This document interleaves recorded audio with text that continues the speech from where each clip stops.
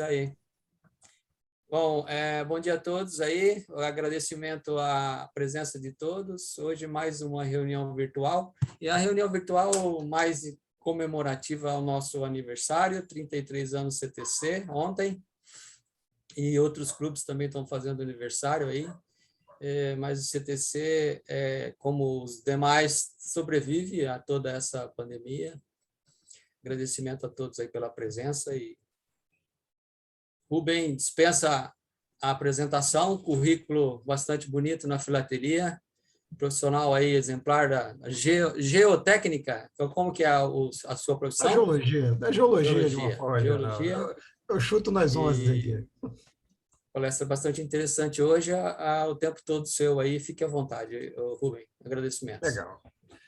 Bom, primeiro, pessoal, parabéns aí ao CTC, né? A gente sabe o quanto é a gente que lida, né, com organização filatérica, a gente sabe o quanto é difícil, né, manter essas entidades em atividade, manter essas atividades em funcionamento vivas, né?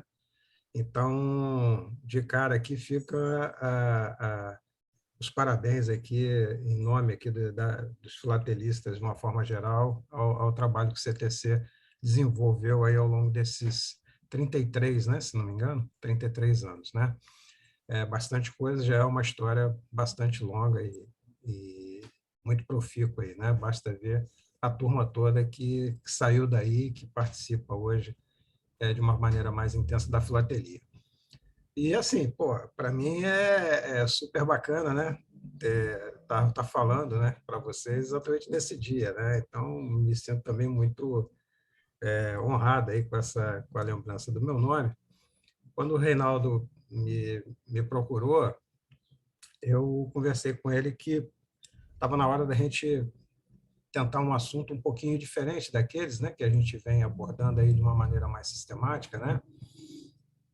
História postal, censuras, né, coisas do Império, montagem de coleções, enfim, essas coisas todas que de vez em quando vocês se dão ao trabalho aí de me ouvirem.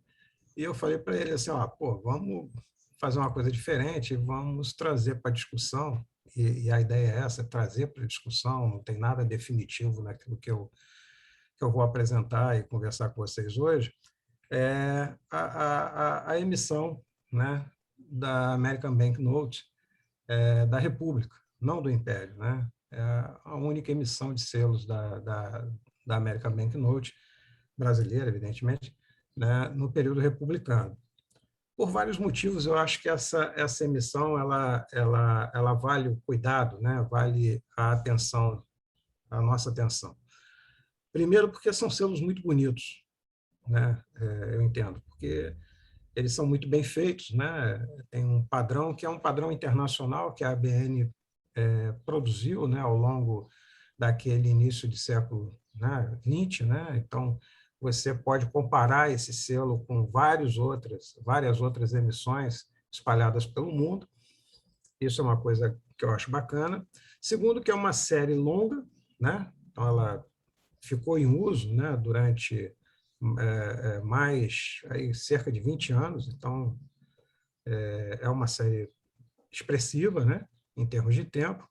Segundo, que é uma série também longa no sentido de são 18 valores, então você tem uma variedade grande, né, de material para você tentar entender o significado de cada um daqueles valores, e efetivamente eles têm. Cada um dos valores emitidos tinha um porquê de ser emitido, né? Não é uma coisa aleatória, como a gente tem, por exemplo, na série Bisneta, que você tem selos ali que até hoje eu estou tentando entender o porquê que aqueles selos foram lançados naqueles valores, porque eles não têm qualquer significado.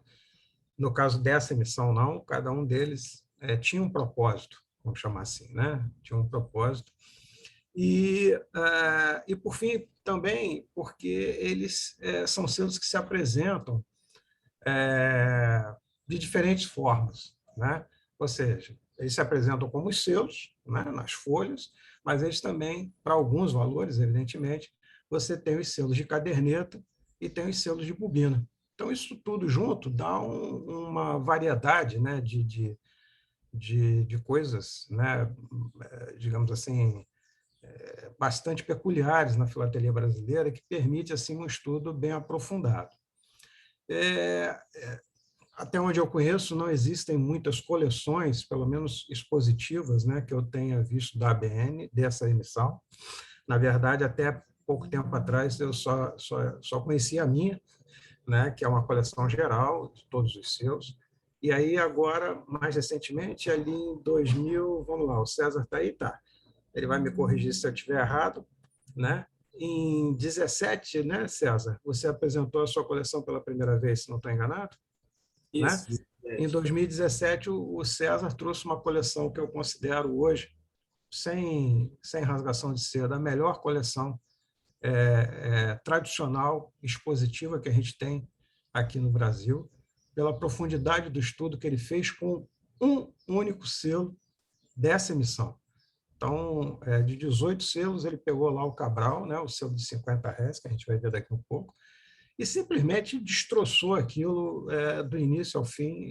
É uma coleção realmente que eu entendo que ela é uma coleção, como eu vou falar, além de ser uma coleção de excelência, ela é uma coleção padrão para quem quiser abordar, não só essa emissão, mas quiser abordar qualquer emissão tradicional brasileira. Eu acho que ali está o caminho de como essas coleções tradicionais devam ser montadas. Tá? E aqui, ao longo da apresentação, inclusive, eu roubei duas imagens lá da coleção dele para colocar aqui, que eram coisas uma que eu não tenho e outra que é um trabalho que ele fez, que eu acho espetacular, mas a gente vai chegar lá daqui a um pouquinho. Tá bom? Então, essa é a ideia. Então, não vamos ter nada assim muito profundo aqui, é muito mais uma apresentação, né, dessas características mais gerais dessa emissão, né, para ver se as pessoas se estimulam a usar. Há muito material disponível né, dessa emissão para se iniciar uma coleção. Os materiais, do ponto de vista de custo, eles variam, né? Tem materiais muito caros, né? E tem materiais muito baratos, né? Então, a gente aí, ao longo da apresentação, a gente pode chamar atenção para isso também. Então, além de ser uma série longa, né, os preços também são espaçados para algumas coisas, para algumas peças mais específicas. Tá? Posso compartilhar aqui, Zé Carlos? Está liberado? É o Reinaldo, né? Tá.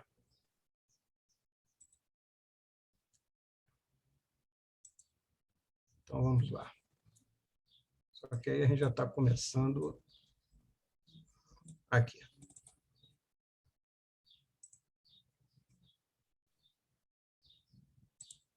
Estão todos vendo aí, então?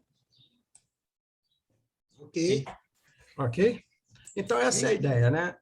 A emissão que a gente vai estar tratando aqui, eu estou chamando de ABN, né, para simplificar. Então, a emissão, deixa eu botar aqui só o ponteirinho, né? A emissão ABN, né, American Banknote, né, que teve os seus primeiros selos colocados à disposição do público em 1906 e a última remessa, até onde a gente sabe, em 1917, mas que se prolongou o uso dela, né, mais alguns anos, como a gente vai ter oportunidade de ver aqui. Então, a primeira coisa que chama a atenção é que esses são os primeiros selos regulares, né, brasileiros emitidos no século XX. Né? Nesse iníciozinho de século XX, né, a gente tinha em circulação selos emitidos ainda no século XIX pela Casa da Moeda. Né? Então, levamos aí 6 anos, né, para que a primeira emissão efetivamente regular brasileira do século XX aparecesse, e esses selos marcam também o retorno, né, dos Correios brasileiros aos serviços da American Banknote. Não vamos esquecer que a American Banknote era responsável, né, pela emissão dos selos do padrão Dom Pedro, né, e também de todas aquelas cartas, bilhetes postais, enfim, todo aquele material produzido nesse mesmo período. A partir da emissão Dom Pedro, a Casa da Moeda passa a ser a fornecedora de selos. Então, essa emissão é um retorno, né, aos serviços da American Banknote.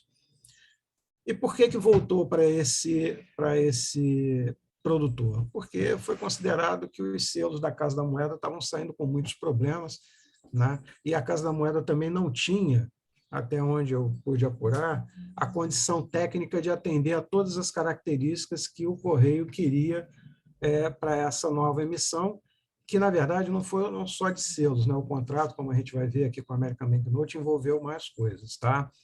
Então, o caminho natural foi se voltar à produção desse material junto à ABN. Esses selos, como eu falei, eles vão permanecer em uso até depois na década de 20, além de 1920, a gente vai ver aqui um exemplar usado ainda em 1929, que é né, já uma data bem alongada, e ele conviveu, em termos de circulação, né, tanto com os selos anteriores, não é? Que podem ser da Madrugada Republicana, ou mesmo daquela emissão, acho que chama Casa da Moeda, uma emissão bem pouco utilizada, e posteriormente com os selos da vovó, né? Já retornando aos serviços da Casa da Moeda do Brasil, no caso, os selos da vovó. Isso aqui é uma coisa que eu discuto, porque eu acho que o nome, né, que é dado a essa emissão no catálogo, né, e como ela é conhecida, é muito ruim, né? Então, a gente tem aqui que até 1994 ela era chamada de Alegorias Republicanas e Efígies de Cabral e de Próceres Republicanos. E depois, a partir de 94, os catálogos se referem a ela como Alegorias Republicanas. Tá? Entretanto, nenhum desses dois títulos, para mim, eles são bons, porque esse aqui, principalmente agora, o que é utilizado, é muito ruim, porque, na verdade, não é uma emissão de alegorias republicanas, né? Na verdade, é uma emissão que tem lá um cara que não era republicano, que é o descobridor do Brasil, né? O Cabral, né? E uma série de presidentes e pensadores e tudo mais, republicanos sim, mas que não são alegorias, né? Selos de alegorias a gente tem só, se não me engano, 1, 2, 3, 4 selos, né? Que são de alegorias republicanas. Então, a nomenclatura, o nome que é dado a ela, para mim, é muito ruim. E ela exalta exatamente essa mistura, né, de personalidades que vão desde o descobridor do Brasil, né, o Cabral, passando por jornalistas, pensadores e as imagens efetivas de alegorias republicanas. A minha sugestão, já conversei inclusive com o Peter muito rapidamente em um certo momento, era que essa emissão deveria se chamar simplesmente Emissão Regular ABN 1906-1917, que é, por sinal, o título da minha coleção sobre a emissão. Tá? Aí a gente deixaria de lado essa coisa de efígie, alegoria, próceres. Próceres também é o termo, né, como ela é conhecida também. Esses selos, comparativamente àqueles que vinham sendo produzidos, eles mostram um acabamento, né, e uma qualidade superior, né, do ponto de vista da qualidade da impressão, do papel e tudo mais, e eles foram emitidos, né, a série em 18 selos, que variam desde selos no valor de R$10, representado lá o Aristides Lobo nele, até R$10.000.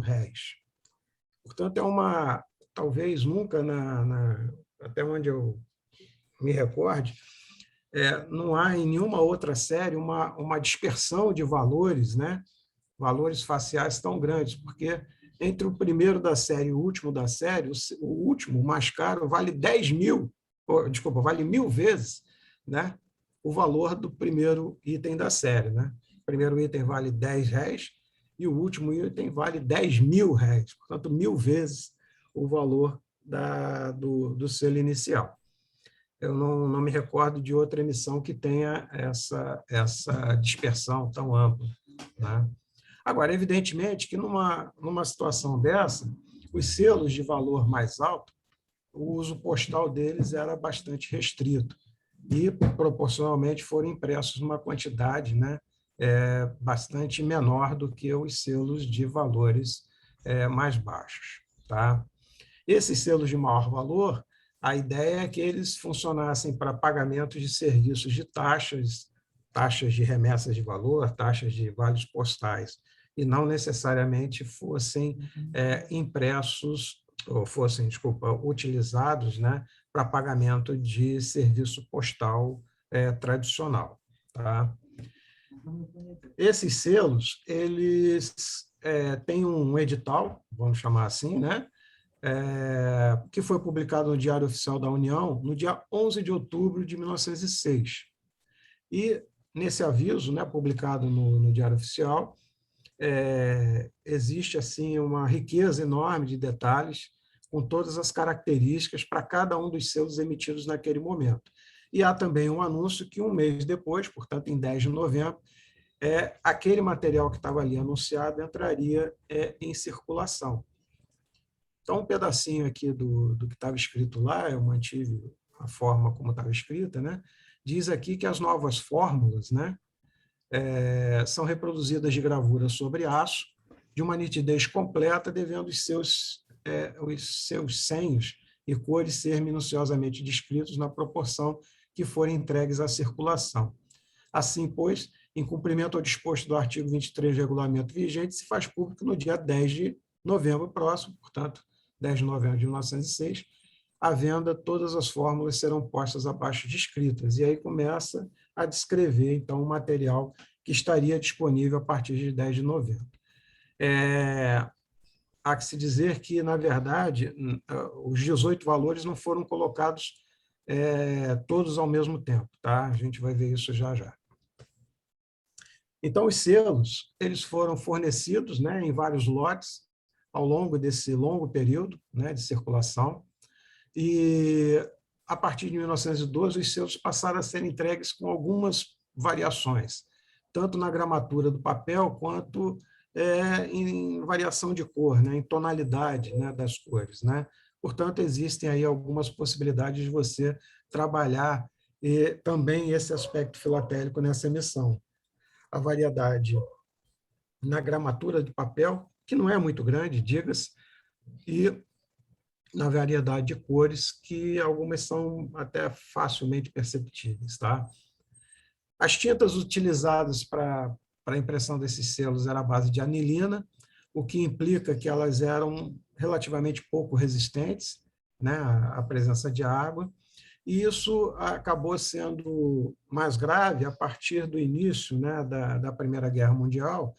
O César já explicou isso bastante bem numa de suas palestras, que implicava, na verdade, na dificuldade da importação das tintas pela ABN, né, porque as tintas eram importadas da Alemanha, e com o início da guerra esse fornecimento começou a ficar prejudicado, e, obviamente, isso gerou uma complicação no uso dessas tintas, e, a partir daí, então, os selos começam a ganhar tonalidades um pouco diferentes. Tá? Os selos padrão foram emitidos em folhas de 100, né, num padrão quadrado, né, 10 por 10, então, portanto, 10 colunas e 10 fileiras, perfuração 12, e os selos eram para ser sem filigrana, tá? Mas existem alguns selos filigranados, e exatamente no padrão 50 réis. Tá? Então, obviamente, esses selos se tornam muito raros, porque são muito poucos, a gente não tem a exata proporção de quantos foram emitidos, mas pelo que a gente consegue manipular e ver, né, disponível, eles são extremamente raros e são material que é oferecido aí a valores de um único selo por não menos de R$ 2.500, R$ 3.000, por exemplo. Então, é um selo relativamente caro em função da sua raridade. Além disso, as folhas, né, no canto superior e inferior de cada uma dessas folhas de 100 selos, né, na linha 1, né, acima da linha 1 e abaixo da linha 10, né, entre as colunas 5 e 6, você tem caracteristicamente a anotação American Banknote Company, New York, né? E no canto direito da folha, né, você tem os códigos de controle da ABN. A gente vai ver tudo isso já já. Bom, por último, a gente tem que lembrar que, então, que os selos nos valores de 50, 100, 200 réis, eles também foram produzidos em cadernetas. Essas cadernetas, na verdade, continham 4 folhetas de 6 selos, portanto, cada caderneta tinha 24 selos, né? E foram emitidas 75 mil cadernetas para cada um dos valores, o que é um número também bastante pequeno em relação ao volume de selos que foram produzidos, como a gente vai ver. Então, esses selos também não são tão simples e as cadernetas também, em bom estado, principalmente, elas são difíceis de serem conseguidas, completas, com selos sem ferrugem, e elas mesmas, as cadernetas sem ferrugem, não é uma tarefa simples de você conseguir. Até porque elas eram grampeadas, né? Então, aquele grampinho ali, enferrujar, não é uma coisa muito difícil de acontecer. Fora as cadernetas, que foram emitidas, então, para os valores de 50, 100 e 200 réis, a gente tem também os selos de bobina, que foram apresentados para os valores de 100 e 200 réis. Tá? Essas bobinas eram rolos de 1.000 selos, tá? Na verdade, eram conjuntos, né, de 20 tiras de 50 selos emendados, formando, então, uma bobina de 1.000 selos, e esses selos, caracteristicamente, não têm perfuração lateral. No caso dos selos de caderneta, você tem uma combinação de perfuração com linhas retilíneas, em função da posição do selo na folheta. Tá? Obviamente, né, que então a gente tem, para os selos de 100 e 200 réis, a gente tem a possibilidade de tê-los a partir das folhas, a partir das cadernetas e a partir das bobinas, tá certo? Esses selos, obviamente, eram os valores padrão de porte, né, de primeiro porte nacional e de primeiro porte internacional, pelo menos durante um certo período. Pessoal, se vocês quiserem interromper em algum momento, por favor, tá?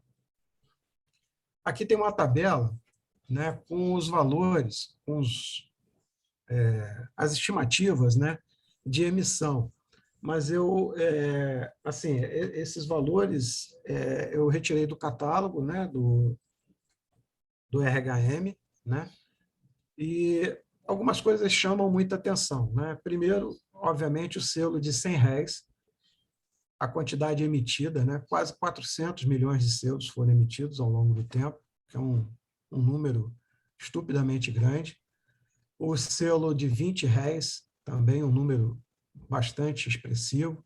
Enfim, esses valores menores aqui, né, de 10 réis até o de 200 réis, corresponde aí a valores de quase 1 bilhão de selos, tá? Emitidos ao longo aí desses 15, 20 anos. Né? Então, é um número bastante expressivo. A discussão, né? Aqui, por exemplo, se eu não estou enganado, o César pode me corrigir, eu acho que o César tem uma informação de que esse valor aqui foi menor, na faixa de 80, 90 milhões de selos. Eu me lembro de ter visto isso anotado na coleção dele em algum momento. Vou dar uma checada aqui, mas na minha memória é por isso aí. Deixa eu dar uma checada e falar. Né? Mas, assim, esses aqui são os valores que eu retirei do catálogo, mas, enfim, pode ter aí alguma variação, mas o que não diminui o volume, né? Um volume extremamente expressivo, né? Para essa emissão. E, obviamente, os valores mais altos, né? Eles vão diminuindo, tá certo? E a ponto de você chegar aqui nos selos de 5 mil réis e de 10 mil réis, você ter aí números relativamente pequenos. O que é óbvio, né? Porque 10 mil réis era muito dinheiro, 5 mil réis era muito dinheiro, tá certo? Então, eles não tinham assim uma utilização tão maciça. Esse selo de 5 mil réis aqui, do Rodrigues Alves, né, com 110 mil apenas emitidos, ele é o selo padrão mais caro da emissão. Ele é ofertado aí normalmente nesses leilões que a gente tem visto aí ultimamente, na faixa de 250, 300 reais o selo individual. Tá? E esse selo é extremamente escasso utilizado. Né?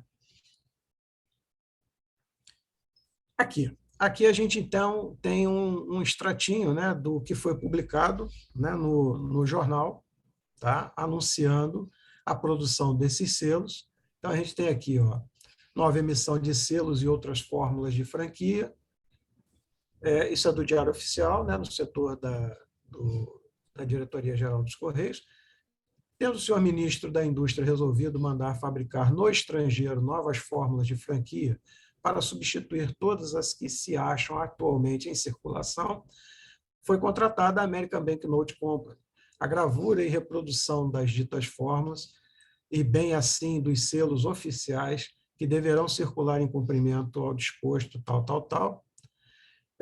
Tais fórmulas cujos desenhos foram escolhidos de acordo com o senhor ministro são dos seguintes valores, e ele lista aqui os valores, então, dos selos. A princípio, 10, 20, 50, 100, 200, 400, 300, 400, 500, 700, 1.000, 2.000 e 5.000. Oi? E aqui, obviamente, isso não é motivo da nossa discussão hoje, mas também está relatado aqui os selos oficiais, né, que foram contratados na mesma época, assim como as sobrecartas pré-seladas, né, os bilhetes postais, inteiros postais, coisas desse tipo. Tudo aqui está relatado nesse extrato do Diário Oficial.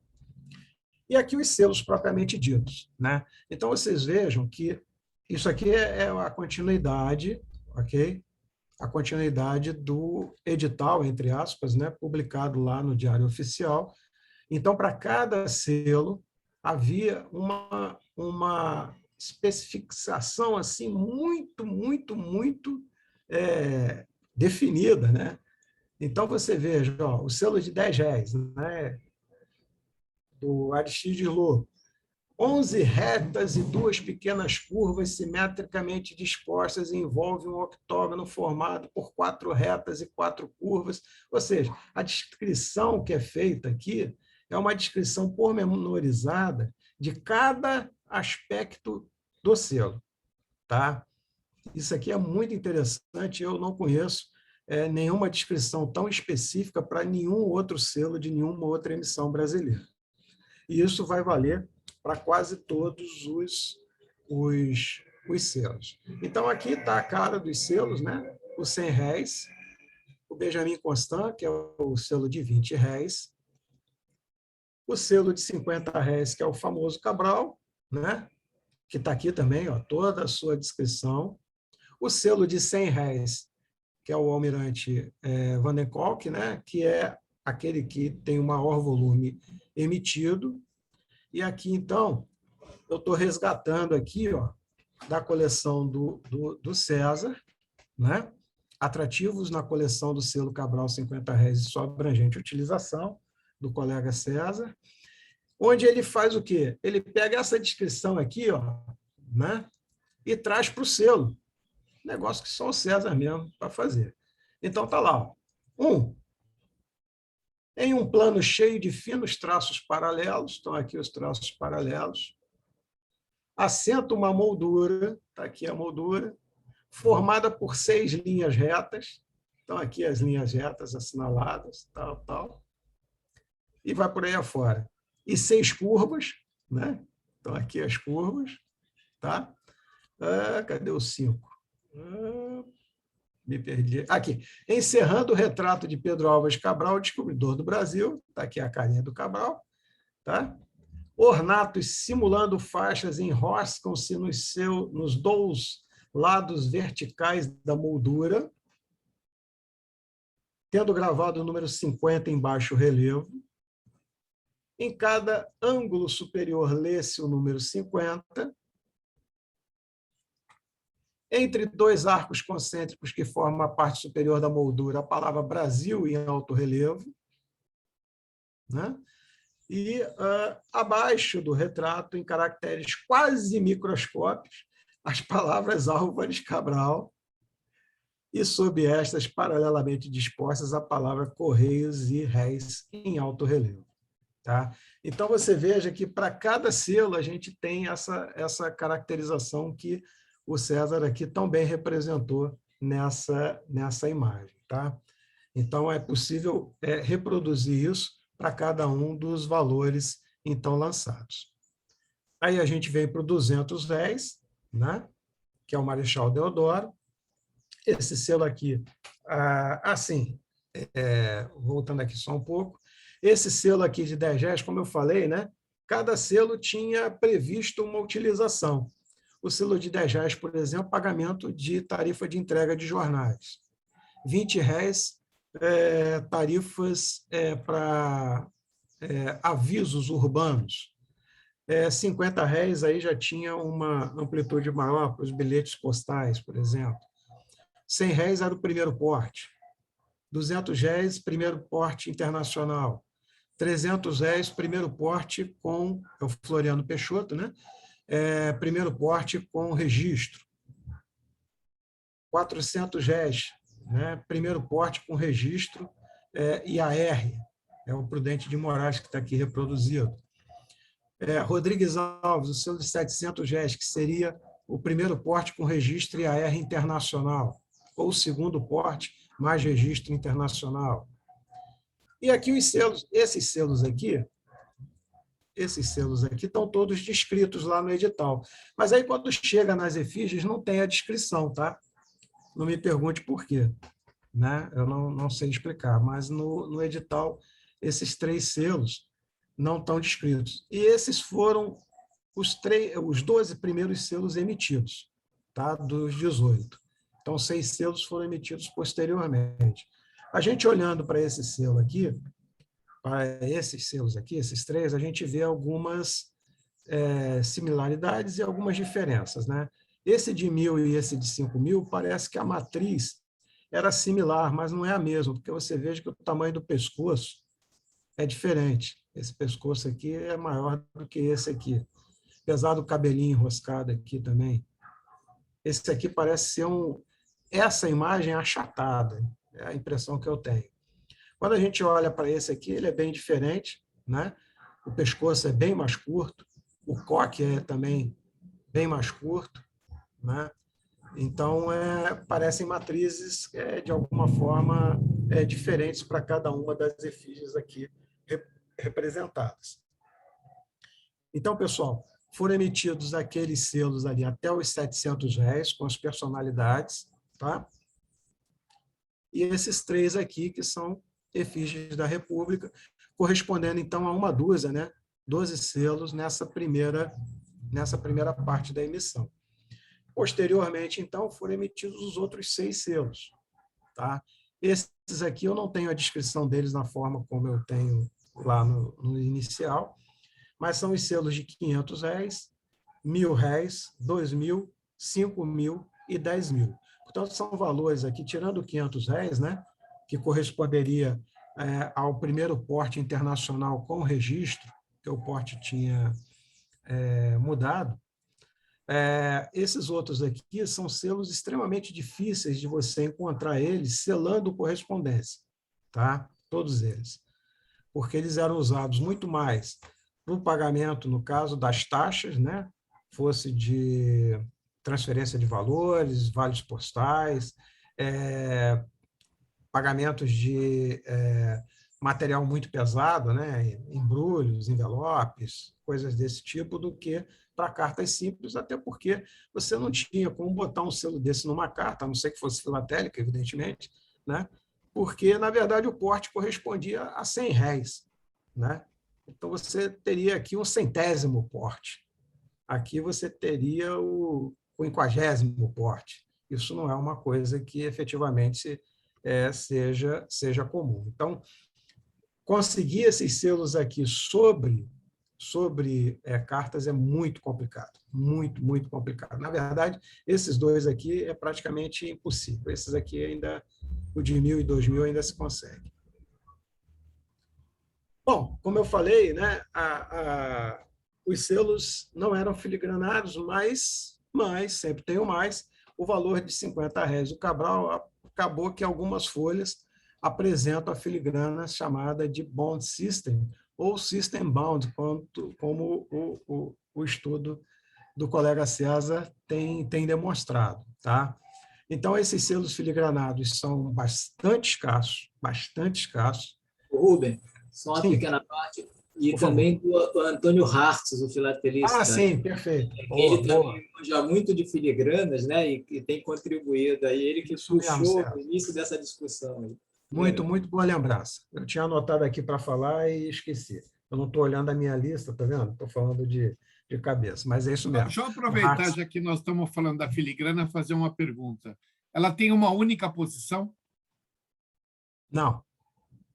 Ela pode ser vertical ou pode ser horizontal. E ela pode ser invertida? Rubem, Oi, só um comentário aí. por favor. Todas as que eu vi até hoje, elas são verticais.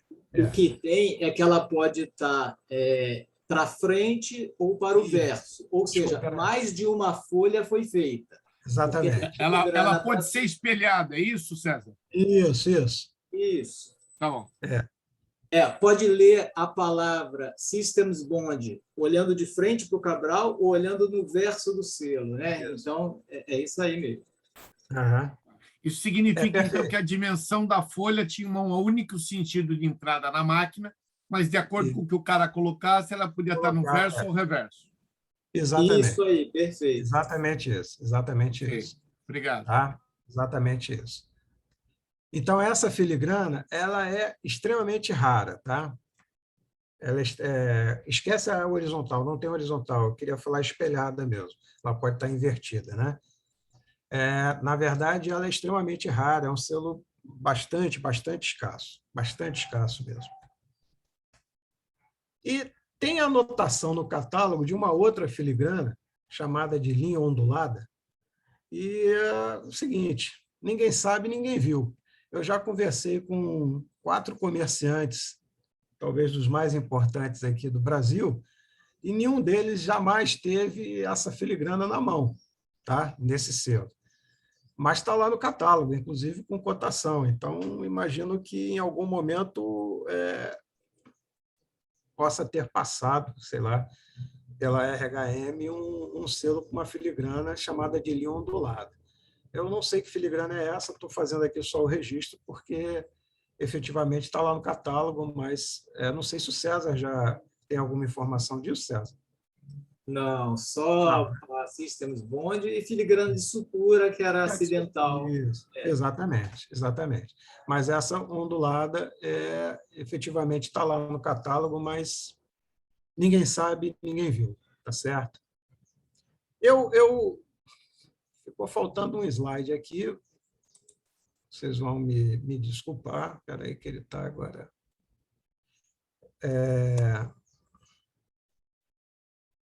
Ficou faltando um slide aqui exatamente das filigranas de sutura, tá? Eu acabei não fazendo o slide, mas esse selo também apresenta filigranas de sutura, e quanto mais a gente procura, mais a gente acha, né? Inicialmente, as filigranas de sutura eram encontradas em 3 ou 4 valores, mas eu mesmo já tenho filigranas de sutura para pelo menos 9 valores diferentes. Então, acho que se a gente tiver material suficiente para procurar, vão aparecer outras filigranas de sutura, tá? Mas, infelizmente, eu não coloquei aqui a imagem. Olha a minha. Bom, esses selos a gente tem as provas dele, né? Como a BN, né? Quando fez aquela grande venda, né? Esse material todo veio a público, né? Aqui a gente tem uma die proof, né? Do selo de R$100, tá certo? Eu honestamente não sei dizer se existem disponíveis, né? Essas provas para todos os valores. Eu sei que o César tem para de R$50. Eu já vi a de R$200, mas fora isso não conheço as outras. Então pode ser que haja, pode ser que não haja, não sei dizer, tá? Mas são materiais assim também bastante escassos. Aquelas placas, né? As placas de aço também eu já vi oferecida na internet, né? As placas de gravação, né? Para impressão do selo, já vi oferecidas, mas não tive coragem de comprar, até porque não dá para expor e o preço era muito alto, mas também tem disponível. A gente tem algumas provas... Rubem, desculpa aí. Pode voltar na prova? Claro. Uma curiosidade, até porque eu sei que o César tem outros da Improve. Eu nunca tinha visto com esse título Ordinary. Eu nunca tinha visto essa marcação em cima e acho que as do César também não tem. Normalmente, na parte superior, você tem o número da American Banknote. Isso, exatamente. É a primeira vez que eu vejo isso, não sei as do César. E só aproveitando, as placas de aço de impressão dão para ser expostas. Eu tinha uma na minha coleção de enterros postais. O que eu fiz? Então, só para valer como esclarecimento. Eu fiz uma placa de aço inox na menor espessura que eu pude fazer, recortei no centro dela o tamanho da placa, deixando uma pequena abra de dobra, encaixei a minha placa por trás e fiz uma máscara na minha folha de A4 de sulfite e colei em cima da placa de aço inox e expunha normalmente. Porque daí a placa de aço inox dava sustentação e a folha só fazia a máscara. E é onde eu digitei o que eu tinha que digitar. Eu confesso que eu quase fechei negócio na de 100. O cara me ofereceu 4 delas, né? Eu quase fechei negócio na de 100, mas eu achei caro e achei que realmente ia ter uma certa dificuldade, o que eu ia fazer com aquilo. Aí eu acabei deixando para lá. Mas elas apareceram agora, porque quando eu comprei uma que era do Império, eu comprei coisa de 20 anos atrás. Não, essas aí me foram ofertadas ano passado. Estavam no eBay agora. Então, nem sei, mas foram ofertadas no ano passado. Um comerciante lá da Flórida, se não me engano. Bom, aí a gente tem essas provas em papel cartão, né? Não sei se são exatamente provas de cor, enfim, mas são provas em papel cartão, papel bem grosso, papel aí de gramatura bem espessa, né? E elas aparecem para alguns valores. Eu não tenho de todos os valores, eu tenho de mais alguns valores, mas não consigo ter para todos os valores. E a gente tem aqui essa outra peça também que eu peguei emprestado lá da coleção do César, né? Que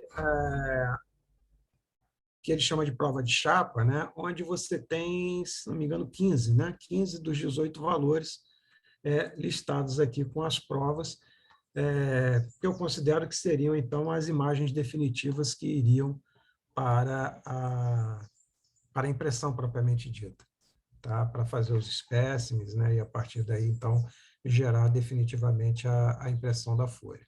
Tá? Isso é uma peça muito bacana. Bom, aí a gente tem os espécimes, né? No processo de produção da American Banknote tradicional, a gente tem a geração das folhas de espécimes. Essas folhas elas já podem ser picotadas ou não picotadas.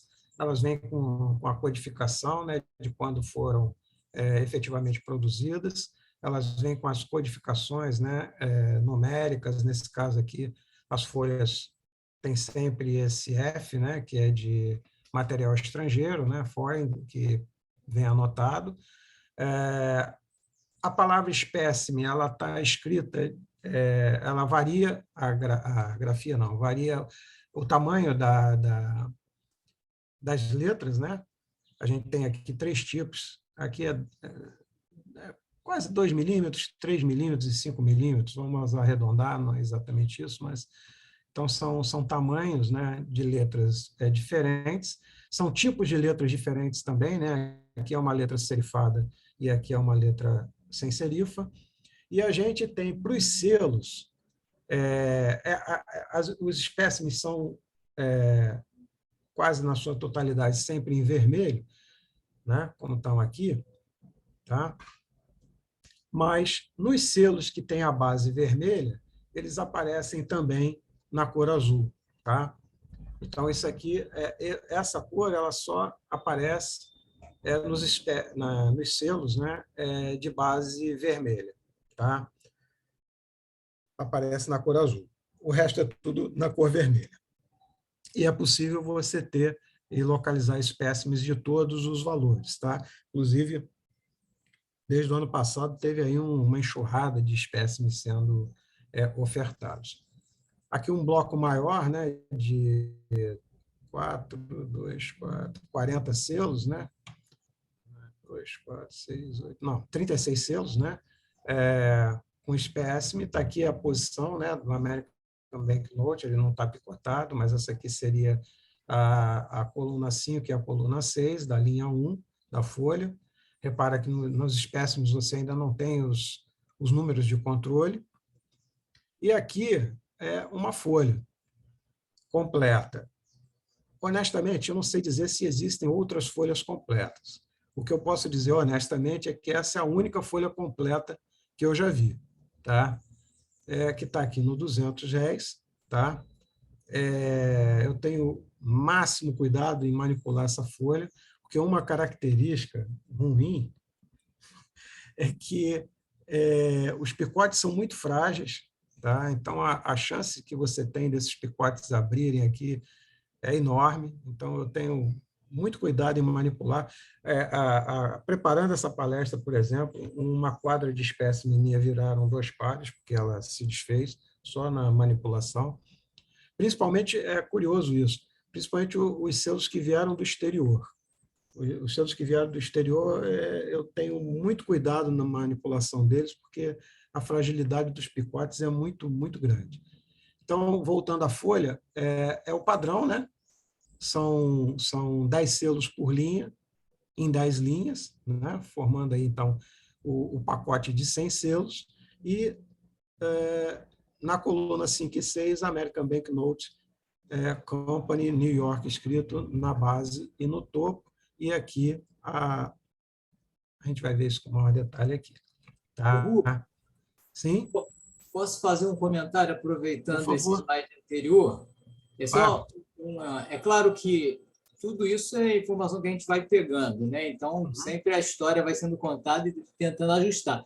Mas é o seguinte, essa folha que está aqui de 100, é que lá atrás mencionou assim, que elas foram emitidas em folhas com 100, 10 por 10.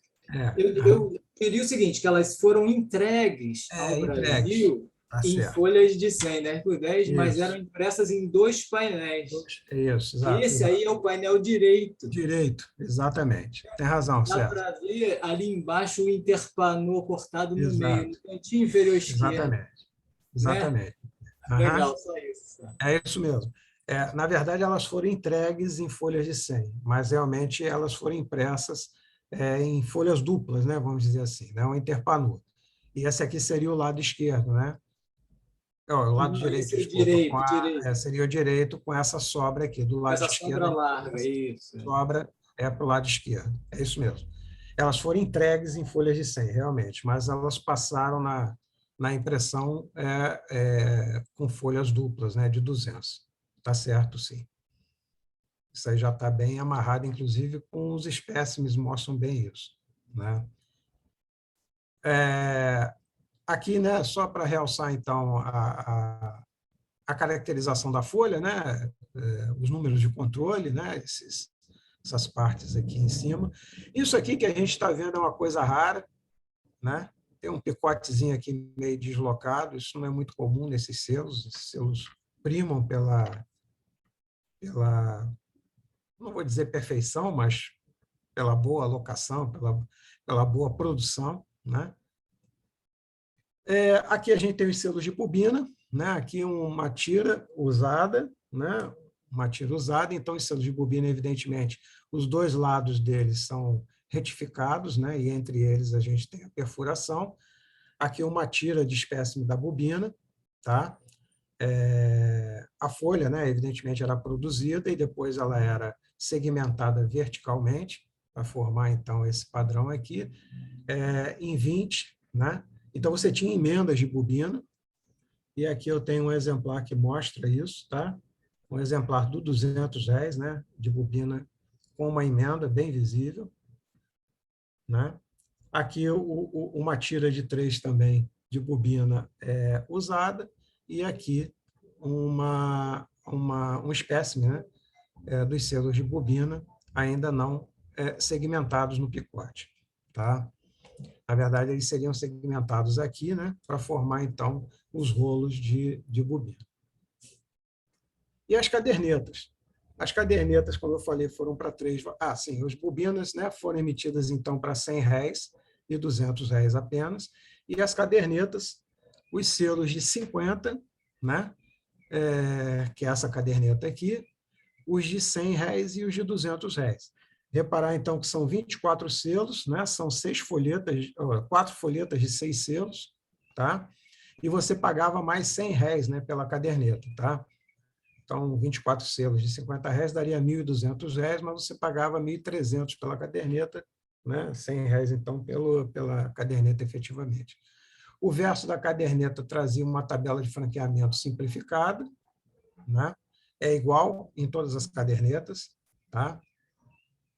Está aqui a caderneta de 100 selos, que é um pouco mais chata de ser conseguida, tá? Principalmente em bom estado. Como eu falei, está vendo? Os grampos, né? Essa aqui veio do exterior, tá? Mas mesmo assim ela já veio com um grampozinho já meio prejudicado, né? E aqui a caderneta é dos selos de R$200, né? Sempre pagando R$100 a mais pela caderneta em si. E aqui as folhetas, tá?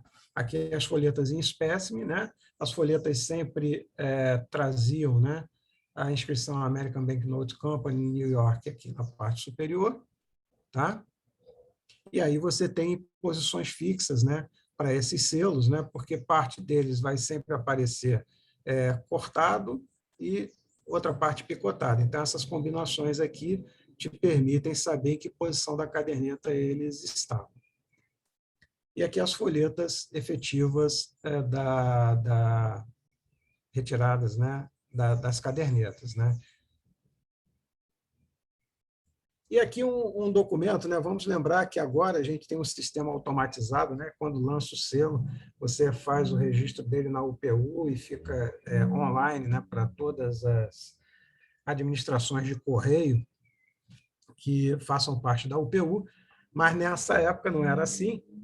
E você tinha que disponibilizar, né, uma certa quantidade de selos, né, para a UPU, que as enviava para as administrações postais, para que as administrações postais tivessem como se fosse um catálogo de selos efetivamente em uso por cada administração. Então, isso aqui é um documento que eu considero bastante interessante, porque ele mostra, né, o envio, o registro, né, da existência desses selos para a administração postal de Madagascar, tá certo? Então, a UPU recebia esses selos e mandava para todas as administrações a ela relacionadas, como exemplos de selos que tinham validade de uso a partir, então, daquele momento, tá? Aí vem, eu não sei como é que a gente está de tempo aí, pessoal. Fala aí, Zé Carlos. Tranquilo, pode ir tranquilo. Então, eu vou mostrar aqui, que é mais rápido, é mais mostrar as peças aqui, né, que seria o uso dos selos, tá? Então, o selo de R$10, por exemplo, como eu falei, eles eram selos que tinham lá sua função de porte, né, que era portear a entrega de jornal. Então, estão aqui 2 exemplos, né? Aqui para a senhorita Bárbara do Monte Verde, Estado de Minas Gerais, agente do Correio, né? Então, um jornalzinho seguindo lá com o selo de R$10. Aqui é a mesma coisa, né? Essa, então, era a função, digamos assim, principal, né, de ter esse selo de R$10. Agora, ele era usado também para portear a carta, e aqui a gente tem 2 exemplos aqui que são interessantes. Aqui é R$200, tem 20 selos, e aqui R$300, tem 30 selos, né? Então, você veja que ele, obviamente, poderia ser remetido, né, no caso aqui, para uma correspondência interna e aqui para uma correspondência para o exterior, tá certo? Botando aí essa quantidade absurda de selos, né? Óbvio que existia o selo no valor correto para fazer isso, mas nada impedia de que você fizesse arte, inclusive aqui na distribuição dos seus selinhos. E aqui, no caso, né, tá na cara que isso aqui é uma composição para alguém que colecionava, porque além da arte, né, da distribuição, os carimbos estão todos bem batidos, né? Você consegue ler direitinho, então o cara teve aí um cuidado grande. Aqui a mesma coisa, né? Uma correspondência que paga R$300 e com 30 selos de R$10, que segue, então, para Nova York, né? Ele, como complemento de porte, né, em bilhete postal, ele pagando a totalidade, né, de um cartão postal, R$50, ao invés de usar o Cabral, resolveu usar aqui 5 selos de R$10, né? Aqui complementando um porte para o exterior, tá? Aqui é a mesma coisa, é um cartão postal para o exterior, o resto dos selos estão atrás, ele ficou sozinho aqui na frente, não me pergunte exatamente por quê, acho que foi porque, na verdade, não tinha espaço mesmo para ocupar ali onde estava escrito. O selo de 20, né? Ele está aqui como complemento não, né? Pagando porte, em combinação com Madrugada Republicana. Essas combinações aqui, elas não são muito comuns de aparecer, elas aparecem, evidentemente, mas elas não são muito comuns, tá? Você ter a combinação desses valores com Madrugada, mas aparece, se você ficar atento, eles surgem. E aqui ele pagando, ele isolado, pagando o porte correto, né? Aqui o nosso amigo Luke Singer, né? Ajudando a gente até mesmo no envelope de luto, usando lá o R$20 para fazer esses avisos, né? E essas taxas de circulação de correspondência, pequenas correspondências urbanas. Tá? Aqui pagando R$100 no cartão postal para o exterior. Aqui, de novo, ele sozinho, né? Pagando o envio de um cartão postal. R$100 fazendo o porte, né, sozinho para correspondências internas, e aqui R$200 para correspondências no exterior. Aqui vira, tá? O resto do selo está do outro lado aqui do envelope. Ele não distribuiu, preferiu botar virando lá para trás. Aqui tem uma coisa que eu acho super legal, que são difíceis de aparecerem, bem difíceis. Ele aqui está complementando um porte, né, do envio de uma amostra, né, um saco de amostra. Tá? Então, pagou R$540, está aqui os R$40 pagos aqui com Benjamin Constant. Né? O selinho de 50, que aí o nosso mestre é o César, né? Destrinchou esse selinho para a gente. Está ele aqui fazendo complemento de porte no cartão, no bilhete, né? Um bilhete postal para o exterior. Aqui fazendo porte de R$200 numa correspondência circulada internamente. Aqui o porte de R$100 numa correspondência interna. Tá? Aí depende, né, aqui no caso, pode ser primeiro ou segundo porte, depende do carimbo, né, porque o porte mudou de 100 para 200. Aqui certamente é o primeiro porte interno. Aqui a gente tem uma situação em que o Cabral está aqui presente, numa combinação, né, fazendo R$300 usando o selo comemorativo, né, e sem pagamento de taxa. Né? Lembrando que os selos comemorativos, eles só a partir de um certo momento eles foram efetivamente aceitos como porteadores de correspondência para o exterior. Eles tinham um valor postal interno, mas não externo, eles não eram reconhecidos pela UPU, tá? Mas nesse caso aqui a correspondência não foi taxada, tá? Então, é uma correspondência de 1909, ela deveria ter sido taxada. E aqui o Cabral, numa correspondência, cara, de 1929, que eu reputo foi a data mais distante da emissão que eu encontrei, 22 anos depois, né?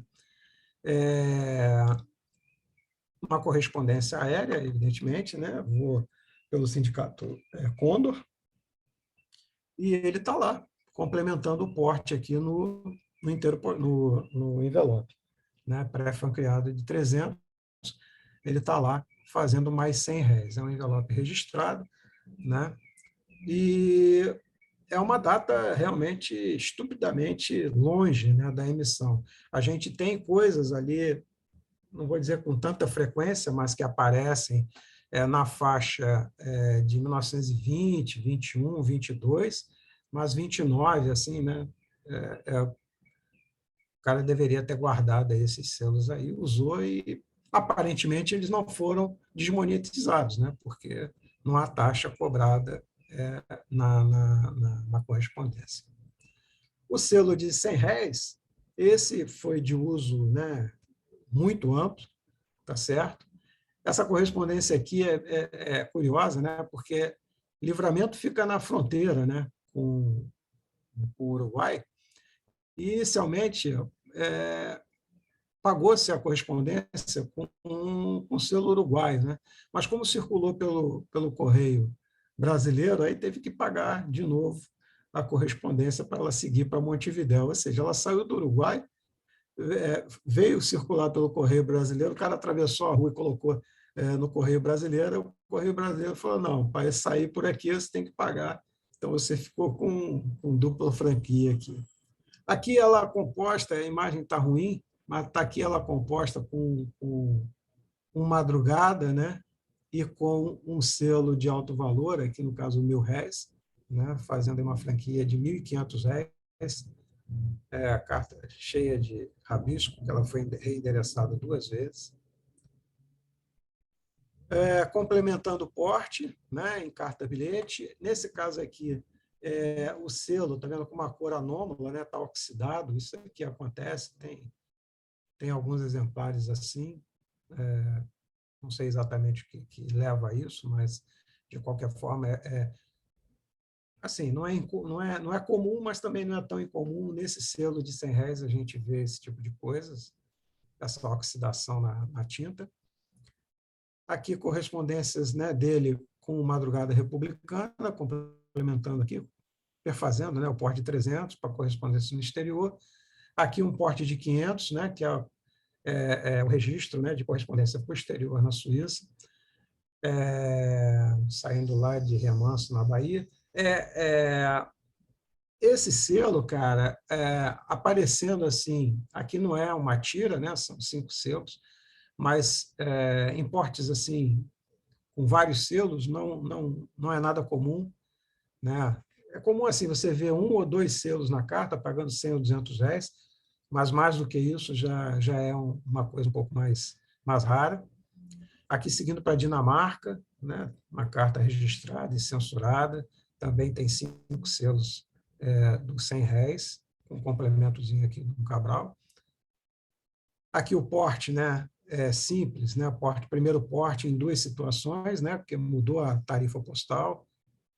Então, aqui de R$100 e aqui de R$200. Aqui são 2 curiosidades, né? O selinho ou estava lá na coluna 5, aqui no caso, na coluna 5, né? Está aqui ainda um restozinho, né, da folha. E ele aqui descentrado, né, que é uma coisa que, como eu falei, não é muito comum, né? Os selos vinham na matriz bem formadinha. O selo de R$200, essa aqui não é um Boris Feres, né? Mas eu não sei se é R aqui, se é Borretti, se é Bonetti Fred, mas deve ser um parente, numa correspondência de R$200 porte isolado, pagando o primeiro porte posterior, aí já do Marechal Deodoro Azul, né? Ele aqui pagando correspondência posterior, cartão postal. Aqui, ó, essa combinação aqui com esses selinhos que são bem mais escassas, tá? Bem mais escassas. Esse selo, por si só, ele é escasso, né? Ele circulou, tem muito pouco material desse selo circulado aí disponível, cartas. Então, a combinação dele junto com o ABN não é uma coisa muito fácil de ser vista. Ele em franquia isolada, né, para o exterior, como era previsto, né, o porte de R$200. Aqui, só para mostrar que até mesmo cartas de luto, a censura postal lá em Portugal abria para ver se o cara estava morto mesmo, devia de ser, né? Porque correspondência de luto, censurada, pagando R$200. E aqui os selos de bobina. Os selos de bobina, pessoal, em cartas são muito, muito, muito escassos, tá?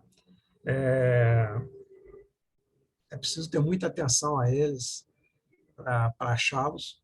Aqui tem uma tira de 4, o que é um porte bastante significativo, aqui um parzinho, né? Então, aqui R$800, aqui R$400, isso aqui é segundo porte, aqui seria quarto porte. Aqui aqui é um selo de caderneta, tá? Aqui é um selo de caderneta, a imagem acabou ficando sem foco, isso aqui é picotado, tá? Tá ruim de ver. Aqui ele fazendo, né, o serviço de pagamento, né, para remessa de valor declarado, ou seja, fora do pensamento inicial de usá-lo, né, para pagar o porte para o exterior. Aqui ele em amostras, esse Rubem aqui não sou eu, porque o meu Rubem é com M, mas está aqui eu pagando, né, uma correspondência, uma amostra, né, um saquinho de amostras, né, que vai para Estocolmo, e aqui ele pagando a tarifa de envio, né, de telegrama. Isso aqui é bastante escasso. Eu tenho isso para os R$100 e para os R$200. São bastante escassos esses materiais. Ele, como registro, pagando o registro, né, de objeto registrado com aviso de recebimento, né, era R$100 pelo registro e R$100 pelo aviso. Tá? Aqui uma tira de 5, né, fazendo o pagamento da taxa de seguro do Vale Postal. Né? Tiras assim são bem difíceis de aparecerem, tá? E normalmente vão aparecer aqui nos vales mesmo. Esse aqui é um documento que eu considero assim, muito importante, talvez único, que mostra uma etiqueta de registro, né, de encomendas postais, né, o Polipostor, tá certo? Então, aqui a gente tem a contratação do aviso de recebimento, pagando, né, com 2 selos da emissão ABN, em complemento com o selo da Casa da Moeda e mais um ABN de R$1.000, né? Então, formando aí um porte, um pagamento, né, de taxa, na verdade, né, um porte de R$1.900. Esse eu não conheço outro documento desse tipo. Essa etiqueta aqui é extremamente escassa. O selo de R$300, né, que pagava isoladamente, né, o porte posterior, quando o porte mudou, ou então o primeiro porte interno com registro. Tá? Aqui ele combinando numa carta mais pesada, né, de 20 gramas, para Paris, fazendo um porte de 1.200. Aqui ele também está um pouco descentrado, né, dá para ver até um pouquinho do outro selo aqui, ó, na base do picote, isso não é também muito comum. Ele fazendo o pagamento, né, de remessa de valor declarado. Aqui ele complementando o porte, né, para R$1.000 de um envelope pré-franqueado registrado. Esse aqui é bastante raro, o próprio envelope, né, é bastante escasso. O selo de R$400, né, que era também pensado como uma franquia isolada para segundo porte posterior. Esse selo é muito chato de aparecer, muito chato. Talvez seja dos mais difíceis desses valores menores a serem encontrados em correspondência. O selo de R$500, que era o primeiro porte com registro, né, para o exterior, tá? Franquia isolada também. A mesma coisa aqui, né, para o exterior, registro, um envelope de luto. Aqui a mesma coisa, para o exterior, registro. Tá? O de R$600, que era com registro mais AR, ou segundo porte interno com registro, eram as combinações aí mais simples. Ele aqui complementando o porte de um envelope pré-franqueado, registrado para o exterior, para os Estados Unidos. E aqui a mesma coisa, dando um porte aqui em total de R$1.500, né, com registro. Isso aqui deveria, pelo tamanho, né, pelo valor pago, isso aqui é interno, eu imagino que isso aqui estava transportando valor, tá? Né, porque seria R$1.500 para pagar para um registro, não faz muito sentido. Então, eu imagino que ele estivesse pagando transporte de valor, mas, enfim, é só uma elucubração. Aqui o selo de 600 isolado, né, pagando entrega expressa, tá certo? Dentro da própria cidade, tinha esse serviço também. Aqui o registro posterior. Aqui ele isolado em pagamento de taxa, né, de seguro de vale postal.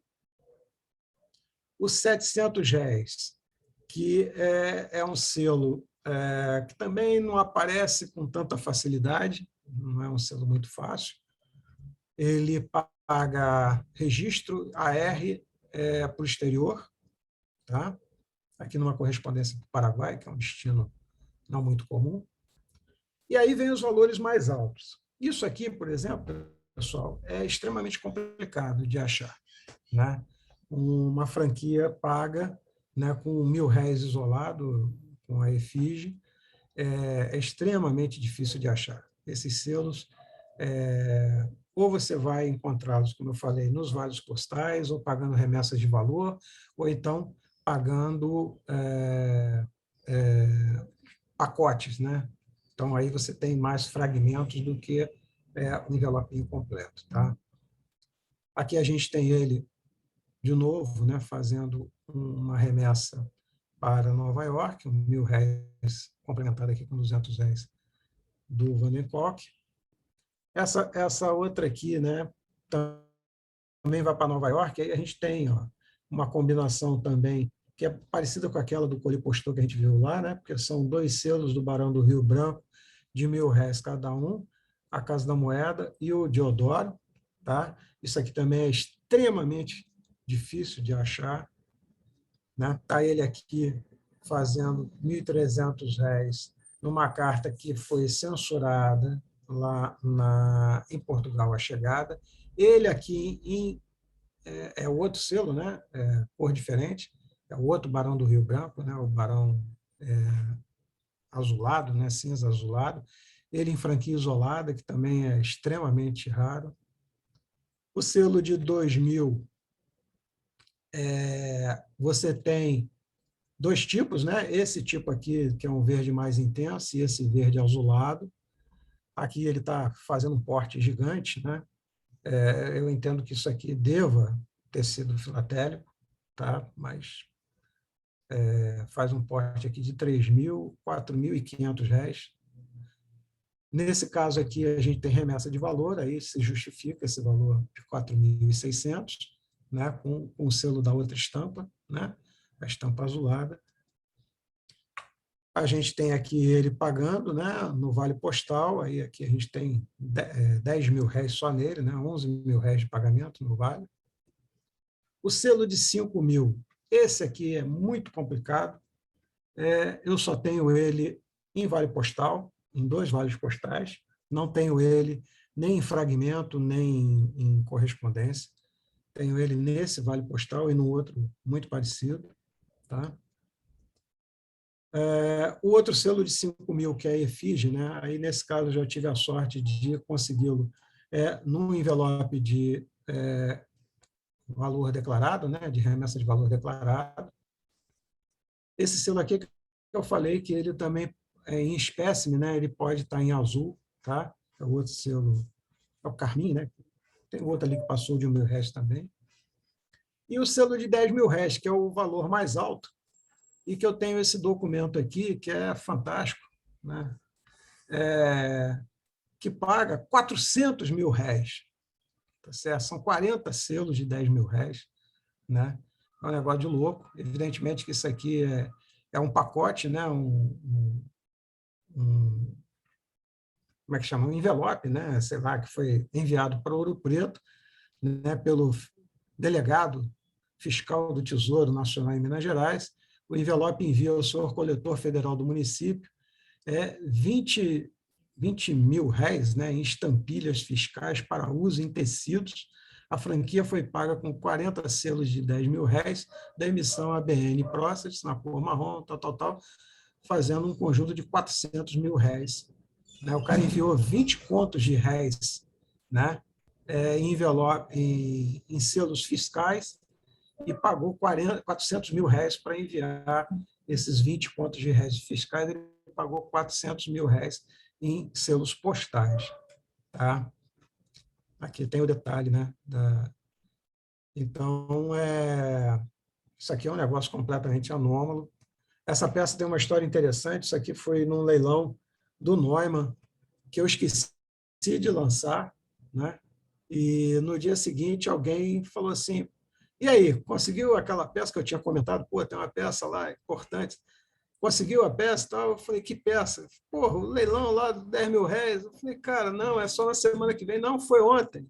Aí eu voltei lá no Neumann, tinha sido vendido. Eu falei: puxa vida, perdi, né? Aí essa pessoa entrou em contato, descobriu quem é que tinha comprado, que tinha sido um comerciante. Essa pessoa entrou em contato, era um comerciante, né? Entrou em contato com esse outro comerciante, e o cara fez a gentileza de fazer o bypass para mim pelo valor que ele tinha pago. Então, fica aqui um agradecimento. É isso, pessoal. É uma abordagem assim bem geral, né, do que é essa emissão, das possibilidades que ela dá em termos de que ela dá em termos de da gente, né, poder. Estou congelado aí a câmera? Vocês estão me ouvindo? Não, estou vendo. Estou ouvindo, estou ouvindo. Não, estou vendo também. Então tá. Assim, é uma emissão que eu acho que tem muita coisa para ser abordada. Dá para fazer uns estudos assim bem interessantes, bem bacanas, né? E assim, acho que eu tô agora nesse momento. Espera aí que eu estou meio atrapalhado aqui. Eu estou nesse Vai ter uma momento perguntinha. remontando. Vamos lá. Pergunta de... Eu estou remontando a coleção, né? Essa coleção ela já participou de uma exposição internacional, né, lá na Indonésia, mesmo em português lá, portanto, sem os caras entenderem muito o que estava escrito, que eu só traduzia as peças principais e a introdução. Ela fez 82 pontos, que eu acho que foi um início legal, e agora ela foi selecionada para participar da exposição lá de Londres, né? Então, eu estou remontando ela com mais material aí que eu consegui ao longo do tempo, e versando ela para o inglês, aí eu espero, pelo menos, manter aí esses 82 pontos. Vamos lá. À disposição de vocês. 11h20, a gente tem até o meio-dia, mas eu vou fazer uma pergunta, desculpa o César e o Rubem, totalmente ignorante com respeito a esse tema, que é um tema assim bastante profundo.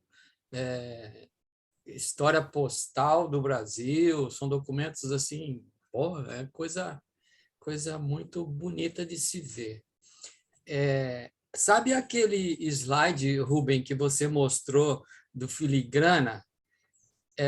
Eu não entendi muito bem aquele negócio do bond system bond lá. Eu não sei se carece de você voltar lá, mas Isso aí eu vou deixar aquele negócio de César. espelhamento lá, pode ser o contrário? Eu não entendi muito bem. Não, o espelhamento é simples. Tu imaginar o seguinte: na hora que a folha entra, né? Digamos assim, né? Eu tenho aqui. É que o meu vídeo está meio lento para mim, eu não sei se está para vocês. Deixa eu fechar o vídeo e abrir de novo. Talento sim, Rubem. O som que não está. O som tá bom, Rubem. Tá. Rubem, se você quiser, eu tenho uma coisa aqui que pode ser didática. Então, mostra aí, Reinaldo, enquanto eu estou. Aqui está, ó. Na realidade, uma filigrana ela é feita num papel, e aí, na hora de fazer a impressão, aqui eu estou com uma folha A4. A pessoa pode colocar a folha assim, Isso. pode colocar a folha assim, pode colocar assim ou assim. Ela tem 4 posições. Aqui, a específica que se mostrou, ela só tem 2 posições que ela pode entrar. Então, consequentemente, quando você for ler o selo, imaginando que você está lendo pelo verso, você pode ler nesse sentido ou ele pode aparecer exatamente invertido, ou seja, espelhado. Então, toda vez que você tiver um papel filigranado, em função de como a pessoa colocar a folha na impressão, é como a filigrana pode estar refletida no papel. Isso aqui eu fiz por causa dos bilhetes postais, então as posições que podem acabar acontecendo. Então, aqui você lê ela normal, depois você lê ele de ponta cabeça invertido, de ponta cabeça normal. No caso nosso aqui, a gente só tem essas duas posições, né? Isso. Ela entrou numa assim, quer dizer, porra, o meu vídeo continua ruim. Ela entrou de um jeito ou virado ao contrário, né? Isso. Tá? No caso do Bond Systems e System Bonds, aí eu vou deixar o César. Fala aí, César, que essa é a descoberta dele lá. Mais até começou com Hartz, mas é o seguinte. Mas é o seguinte. Bom, primeiro, só parabenizar aí essa apresentação do Rubem, que eu sou fã aí, né, dessa série, e ele tem peças fantásticas, é muito bacana mesmo. Estou aqui tentando montar uma também, mas é muito bacana, muito bom de ver. Mas é o seguinte, em relação a esse nome, esses selos não tinham filigrana encomendada. E aí começaram a aparecer poucos exemplares e eles chamaram de filigrana NO, N-O. Era o que eles achavam. E ele tem uma tal de uma filigrana NO. E ficou assim por muitos anos no catálogo. E depois começaram a aparecer outras letras. SM, coisa e tal, SY. E compuseram e disseram que o nome seria Bond Systems. Então, a filigrana se chama Bond Systems. Depois, o Hartz, pesquisando, ele pesquisa filigrana a fundo, ele foi, inclusive, encontrar catálogo de fabricantes de papel aonde a filigrana se chama Systems Bond, e não Bond. E, de fato, é Systems Bond, porque Bond é o substantivo. No inglês, o substantivo vem ao final, né? Então, é o nome, né? Então, Systems Bond. Então, é o nome correto dela, inclusive, compondo a filigrana, botando um selo do lado do outro, vários selos, a gente percebe que existe um espaço grande depois do D. Então, D é a última letra. Systems Bond e acabou a palavra. Então, o nome correto é Systems Bond. O que hoje está no catálogo RAM é Bond Systems, que deveria ser corrigido, e o Peter disse que no futuro fará essa pequena correção. Então, essa é a história, Zé Carlos, do Systems Bond versus Bond Systems. Agora, eu queria aproveitar aqui, o Rubem tinha falado daquela questão da tiragem, né? 130 milhões nos 50 réis. É quase isso, foram 127 milhões, 95 milhões no verde escuro, primeiro tipo, e 32 milhões no terceiro tipo, ou seja, 130 milhões seria um número arredondado, né? Isso é informação que a gente tem assim dos catálogos, né? Antigo, Guatemozinho, etc. e tal, tinha esse levantamento. Um ponto, Rubem, que ainda a estudar e ver se a gente algum dia consegue uma referência, como eram compostas as tiras das bobinas, né? Então, existe uma referência escrita que diz que eram, de fato, bobina de 1000 selos, e elas eram formadas por 50 tiras de 20. Ou seja, eles teriam folha de 20 na altura, né? A coluna de 20, colava várias folhas de 20 e depois folhetava, né? Cortava ali, filetava entre elas, formando as várias bobinas. No entanto, eu estava batendo papo com aquele Lowe, que até o Reinaldo Macedo passou contato, tirando algumas dúvidas. E aí, não temos, nesse momento, nenhum registro de que tivesse sido, que não quer dizer que não tenha sido feito, que não tenha sido nenhuma chapa diferente daquela com 10. Então, sim. Se de fato usaram a chapa com 10, na verdade, eles colaram 100 folhas de 10 e não 50 de 20. Mas tem uma literatura antiga nossa que diz que eram 50 de 20, mas isso era um padrão de selo americano. Então, não sei se o cara pegou e achou que era igual. Exatamente. Por enquanto, a gente não achou nenhuma referência de chapa. E aí, para terminar aqui, não querendo ocupar muito, esse Lowe ele falou o seguinte, que existe na biblioteca da da American Philatelic Society, da APS, na Pensilvânia, existem os anotações das ordens de fabricação da ABN. Está tudo lá. Então, tudo que o Brasil encomendou, as trocas de informação estão lá. E que, então, provavelmente, a gente vai encontrar muita coisa nesse material da biblioteca lá na Pensilvânia. Então, se alguém algum dia for na Pensilvânia, ou se a gente pudesse até institucionalmente se cotizar e eles digitalizassem esse material para o Brasil, ia ajudar muito na pesquisa de como isso foi feito, porque a ABN produziu para o Império, produziu para a República, isso está tudo lá.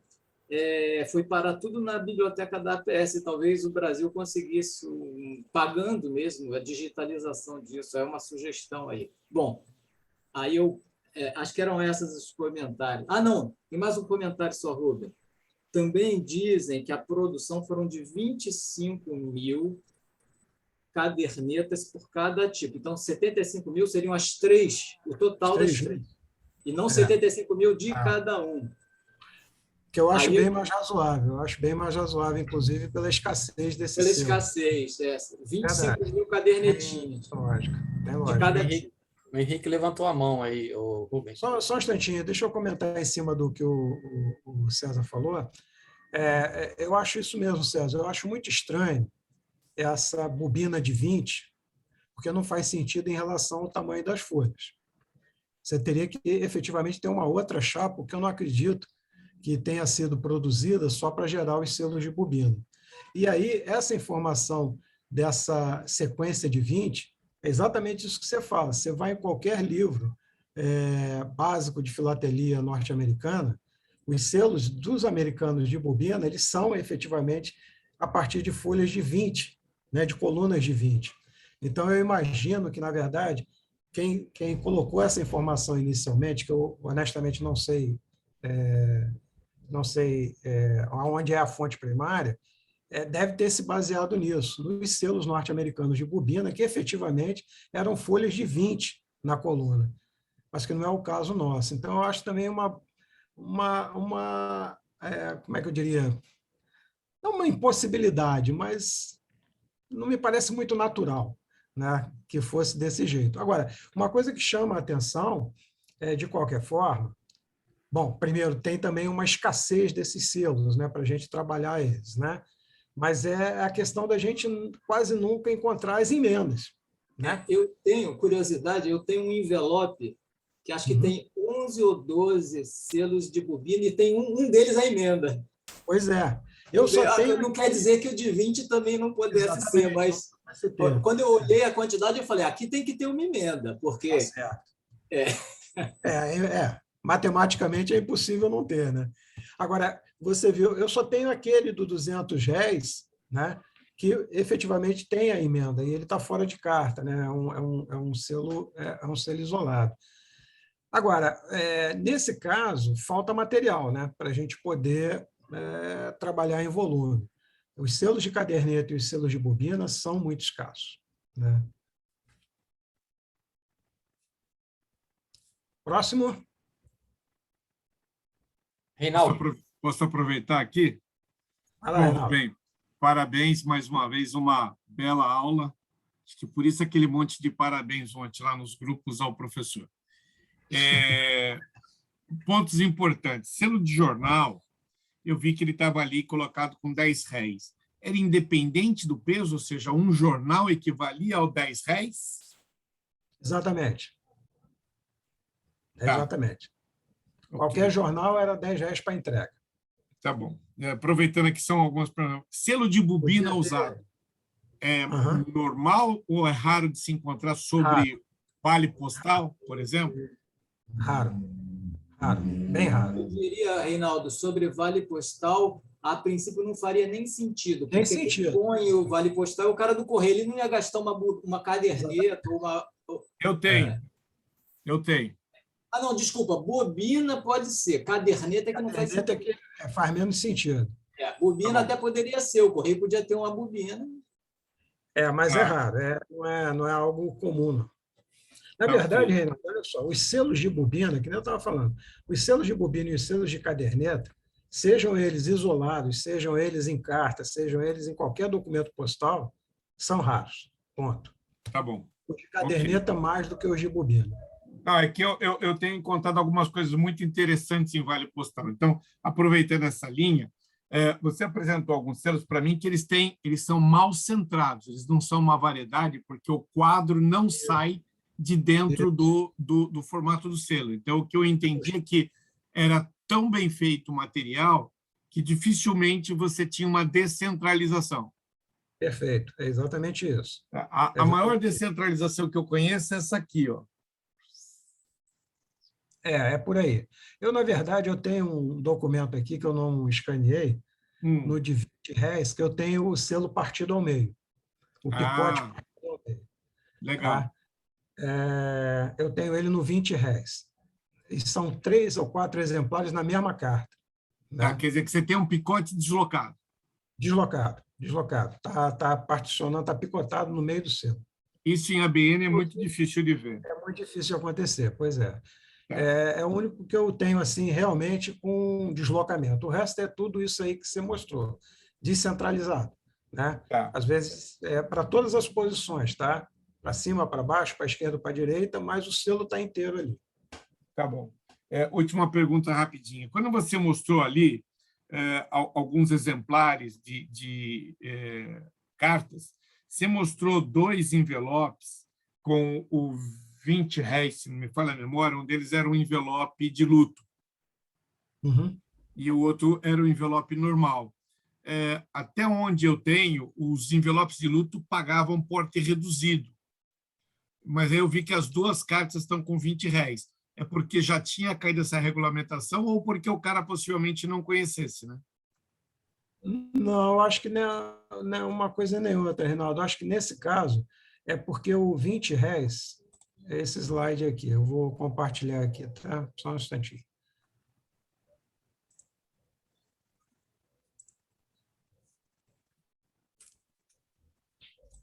É que nesse caso você tinha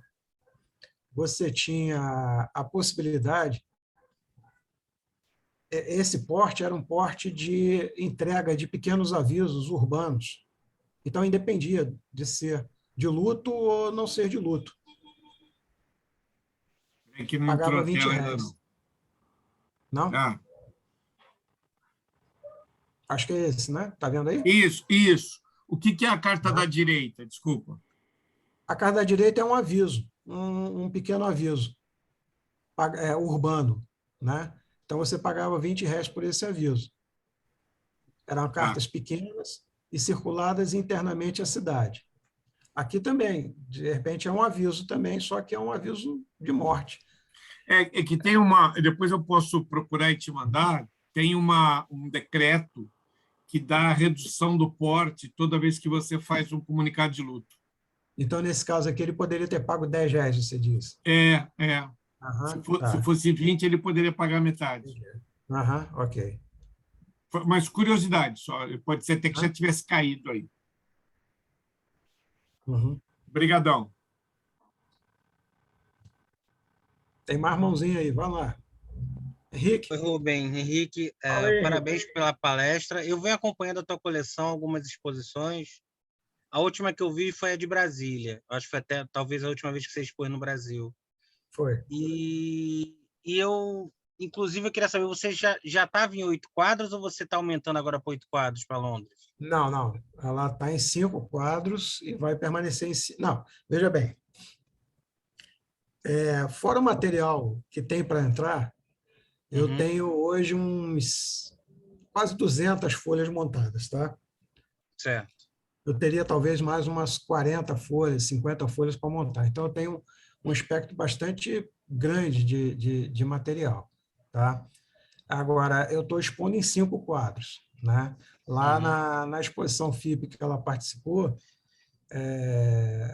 que foi na Indonésia, eu fiz vermelho. Então, não dá nem para passar para 8 mesmo que eu quisesse. Entendi. Tá? Então, ela vai para Londres com 5 quadros também. Aqui no Brasil é que eu expus em 8 quadros, na Abrapex. Foi. Talvez seja essa... Você deve ter visto a de 8 quadros. A de 8 quadros, foi essa era a minha dúvida, se já Isso. estava... Mas a nível FIP não dá. Tem que... Está faltando 3 pontos ainda para ter a possibilidade. Tá certo. Agora, minha pergunta tem mais a ver com o que você me falou uma vez na Brasiliana, em 2013, diante de uma coleção dos Estados Unidos, aquela que veio tipo James Bond, Sim, sim. aquela valiosíssima, que você disse que isso já vai fazer quase 10 anos, mas não sei se ainda está valendo o comentário, que as coleções tradicionais estão mudando a forma de apresentar, que está se valorizando mais a história postal dentro da coleção do que antigamente o estudo de chapa, que o que está pesando mais é a parte de história postal dentro da coleção tradicional. Eu ou interpretei errado, ou eu entendi errado, enfim, ou se ainda está valendo isso, eu queria que Tem você, um por favor, ajustezinho. comentasse nisso. Tem um ajuste que a gente precisa fazer nisso que você falou. Não é que a parte, digamos assim, dos documentos postais tenham mais relevância do que o estudo primário, não é isso. Mas hoje não se vê uma coleção moderna, tradicional, que não mostre o uso do selo. Tá? Na verdade, isso não necessariamente é história postal. Porque a história postal você vai dissecar um período, né? Você vai dissecar as várias tarifas, as várias rotas. Na verdade, o uso do documento postal numa coleção tradicional, ele é efetivo quando ele está demonstrando para que aquele selo servia, né? Então, por exemplo, você está lá apresentando uma coleção dessa da ABN, tem 18 valores. Ora, por que são 18 valores? Por que não são 10? Por que não são 15? Por que não são 5? Porque, na verdade, existiam possibilidades de uso de cada um desses valores, né, para pagamentos específicos, ou pagamentos previstos, pelo menos. Então, na verdade, isso não é necessariamente história postal, é você mostrar que aquele selo foi emitido, né, tipo ali o R$10. Olha, ele foi emitido para pagamento de entrega de jornais, mas ele pode ser usado também como complemento de porte. Ele pode ser usado também para pagar a franquia de primeiro porte, de segundo porte, seja lá o que for. Mas, efetivamente, é para mostrar o uso, sem discutir a história postal, digamos assim, né, mais longamente, né, eu diria, mais profundamente. Tá?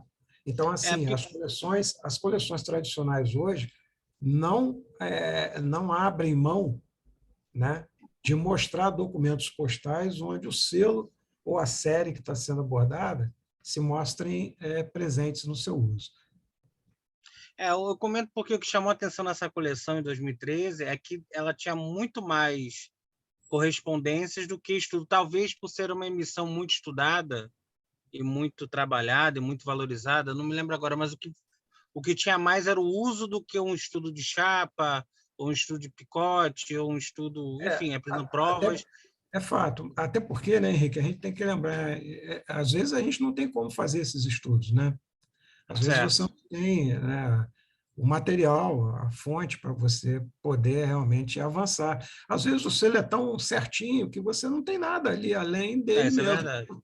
Então, a gente tem que levar essas coisas em consideração. No caso, por exemplo, essa série da ABN, ela te dá essa margem, né, porque ela te dá essa possibilidade de combinação dos portes, de uso, né, e ela te dá a combinação de uma tipologia de selos, né, de selos, de cadernetas, de bobinas, a utilização conjunta disso, e ser uma série mais longa. Então, você ainda tem ali algumas possibilidades, né, para você trabalhar essa informação com mais minúcia. Mas, por exemplo, como é que você vai fazer no caso dele, né, que era uma emissão clássica, como é que você vai fazer isso, por exemplo, olhando para a gente aqui, nos inclinados, nos olhos de burro? Não dá para fazer. Se você não entrar com os documentos, você não faz a coleção, né? Sim. Entende? Então, esse balanceamento a gente também precisa ter. Às vezes, a própria série não te permite, né, ir muito além daquilo que você está mostrando. Tá? Tá certo. Tá, obrigado. Só para finalizar, quem tiver interesse nessa parte de filigrana, o Antônio Hartz gravou uns vídeos no YouTube Isso. do pessoal, e é legal que ele tem folhas inteiras de várias emissões. E ele explica muito bem tanto a parte de picote como a parte de filigrana, como que acontecia com papel. Aí ele mostra o mesmo selo em folha, com a filigrana numa posição, filigrana na outra, dá para entender legal direto no selo, na folha. Isso é bem... Eu não sei agora o endereço, eu posso até procurar agora e botar no chat. Mas é bem interessante. São vídeos longos, mas que explicam bastante. É isso aí, gente. Obrigado aí, Rubem. Falou, Henrique, falou. Antes do Gerson, deixa eu falar só uma coisinha que eu esqueci durante a apresentação. É que, assim, apesar, né, de terem sido emitidos aquele volume absurdo de selos, né, principalmente aqueles entre 10 e 200 réis, são quase 1 bilhão de selos, né, um número, porra, estúpido. O César está aqui, que não vai, certamente vai concordar comigo. A coisa mais difícil que você tem é arranjar esse material para você estudar, cara. Você não encontra grandes blocos, você não encontra esses selos novos, por exemplo, você não encontra grandes blocos usados. É uma dificuldade, cara, encontrar um material, né, para você efetivamente fazer esse estudo mais específico, sabe? Então, pode parecer incrível isso, né? Até uma incoerência em função da quantidade de selos que foram produzidos, mas, na verdade, você tem pouco material em volume para trabalhar, principalmente blocos novos ou blocos usados, mas para você fazer estudo das folhas, enfim, é muito, muito complicado. Você ainda encontra um pouquinho disso para os selos de valor menor. Para os selos de valor maior, cara, esquece. Você pegar um bloco assim de, sei lá, de R$1.000, né, de um selo de R$1.000, estou nem pegando os extremos, estou ficando ali no meio do caminho. Pegar um bloco com 10 selos para estudar, caraca, bicho, vai levar 10 anos para conseguir. Então, eu não sei o que aconteceu com esses selos, que eles simplesmente desapareceram. Eles não estão disponíveis no mercado. Nem os novos, nem os usados. Não sei. Simplesmente é um mistério a ser desvendado. Não sei se César concorda comigo, mas acho que concorda, porque a gente procura isso aí com uma certa intensidade. Fazer estudo, assim, bastante difícil. Aquela peça que você tem do 200 réis, né, que é o painel inteiro, com as imagens, aquilo ali é uma maravilha. Realmente difícil, não é fácil achar, não. É bem, bem complicado. Vamos lá, Gerson. Gerson está de mão ali levantada ali. Vamos lá, então, antes de mais nada, parabéns aí pela belíssima apresentação, realmente foi uma aula, viu, Rubem? Muito boa a sua apresentação, tá? Não, eu só gostaria de poder contribuir um pouquinho, né, bem rapidamente, na questão de filigrana e de emenda de bobina, né? Eu estou realmente revisando a minha coleção, né, da madeira ao papel, e até em cima, né, de algumas sugestões, né, até da palestra que eu dei aí no CTC, eu estou me aprofundando em alguns pontos, né, e um deles é filigrana. Então, bem rapidinho, né, como foi criada a filigrana, né? Na época que o papel era feito de forma artesanal ainda, né, o pessoal utilizava arame, né, retorcido para poder estar fazendo essas marcas d'água, né? E à medida que estava secando, né, a folha ficava realmente aquela marca, né, no papel.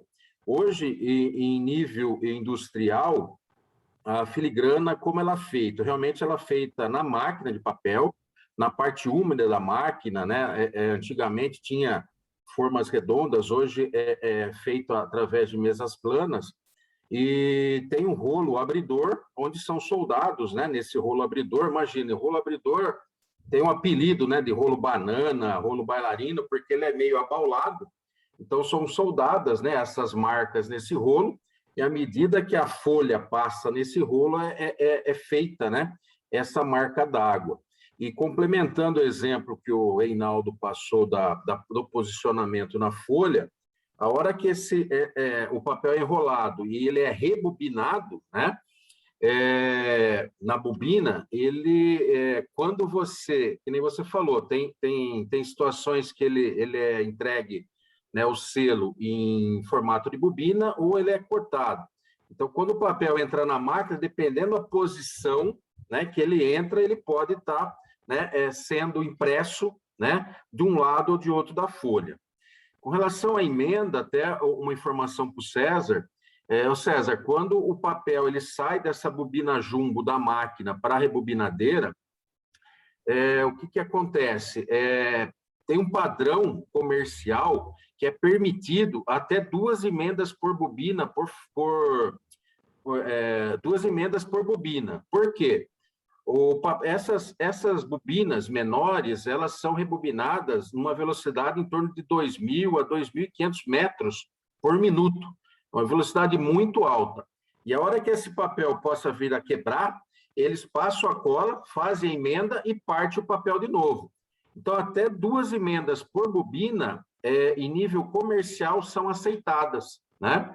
Então, acho que é só uma informação complementar aí, que muitas vezes gera, né, a dúvida de filigrana, a dúvida da emenda, né? E aí eu tenho até uma dúvida, Rubem, uma pergunta, uma curiosidade minha, né? Você deu vários exemplos, agora, no caso desses selos ABN, existe, né, é comum encontrar esse selo bisetado ou não? Rapaz, é curioso. Assim, por conta exatamente de eu estar remontando a coleção,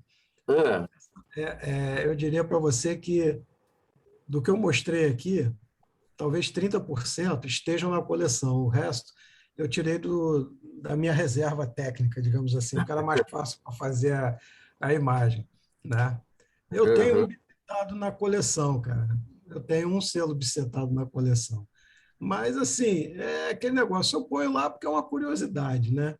Entendi. Mas botar a mão no fogo para a necessidade daquilo, eu não coloco, não, sabe? Porque não fazia sentido, Gerson, exatamente pelos valores, né? Os valores, cara, os valores estavam todos disponíveis. Eu até admito o cara ali, né, naquele que eu mostrei lá do R$10, o cara queria fazer uma graça, né? Fazer lá, desenhar, botar aqueles selos. Está na cara que ele estava mandando aquilo para alguém, ou Claro. alguém volta para ele e tal. Mas, de qualquer forma, aquilo ali funcionou corretamente. Foi lá no correio, passou pelo correio, circulou, voltou. Você pode dizer assim, foi montado. Foi, mas pô, é uma peça que circulou pelo correio, né? Exato. Eu não olho de olho virado para ela, não. Mas o bisetado que eu tenho lá, que é um bisetado de... qual o valor? Eu acho que é um 100. Não faz sentido, né, cara? Você tinha 130 milhões de cabralzinho disponível, cara. O cara não ia ter um cabralzinho para colocar ali, cara. Pô, é um pouco demais. Então, eu tenho esse muito mais como curiosidade do que qualquer outra coisa, porque não faz nenhum sentido. É como eu falei. Por isso que despertou a curiosidade, né? Por isso da pergunta, né? Não faz nenhum sentido.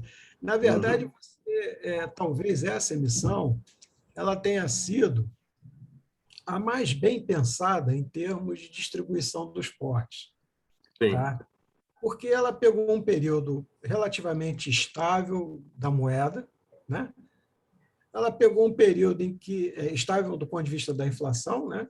Claro que você tem mudança no porte, né, ao longo do uso, mas é uma única mudança, e é pequena, não tem assim, nenhuma grande complicação para entender. Né? Tá.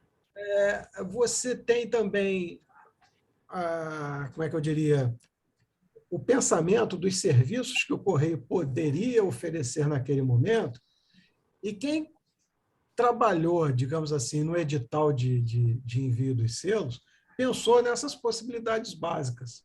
Né? Sim. Ou seja, não, eu entrego o jornal, então eu tenho que ter um selo para jornal. Eu entrego correspondência, aviso urbano, então eu tenho que ter um selo para isso. Eu entrego correspondência urbana, eu tenho que ter um selo para isso. Primeiro porte, eu tenho que ter um selo. Segundo porte, eu tenho que ter um selo. Primeiro porte com registro. Ou seja, ao invés do cara pensar, não, eu mando fazer de R$100 e faço a combinação para pagar segundo porte e registro. Não, o cara pensou no selinho para aquilo. Pô. Então, ela é uma emissão bacana também nesse aspecto, porque o cara trabalhou, de certa forma, com a normalidade, né, do serviço postal e do valor do serviço postal para ter os selos correspondentes àquele serviço que ele estava disposto a apresentar. Então, nesse caso, o cara botar um bisetado realmente não faz sentido. Não faz sentido. Mas eu tenho uma cartinha bisetada aqui. Posso achar aqui, mando para você ver. Mas é uma Não, pilantragem, não faz nenhum sentido.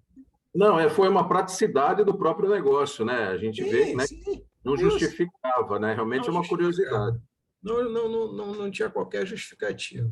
E, É. assim, a disseminação desses selos no período da circulação deles, a gente vê que foi muito grande, cara, porque para você ter nesses valores menores, né, essa Uhum. circulação estúpida, né, de 1 bilhão de selos, e você tem tão pouco material, né, para você trabalhar, tipo assim, olha só, vou fazer uma comparação aqui.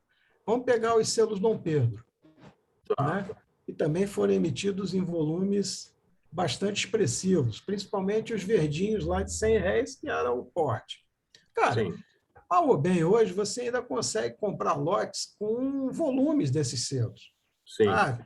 Lote com, sei lá, 30, com 40, com 100 selos. Uhum. Tu não vê isso ofertado para os selos da ABN. Onde é que estão esses selos, cara? Eu não É. sei. Honestamente, eu não sei, pô.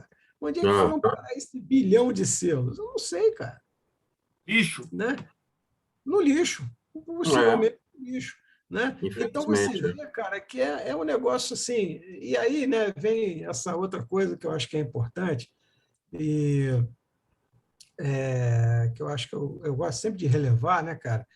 Que é estudar a República, né, cara? A República tem tanta coisa. Imagina você cair dentro de um estudo desse tipo para netinha, para vovó, né? Ah, Cara, tem tanta coisa aí para a gente estudar, né, cara? E com material disponível. É claro que você leva tempo para entender, você leva tempo até para você saber o que você prioriza na sua compra, o que é mais importante ou menos importante e tal. aham, Né? Não se faz isso de um dia para o outro. Mas, cara, tem muita coisa legal para você estudar, né? sim. E para você se divertir com a filatelia, né? A filatelia mais plena, a filatelia tradicional, aquela que tu pega o selinho e vai estudar o selinho, vai estudar como é que ele foi usado, como é que ele foi feito, como é que ele foi produzido.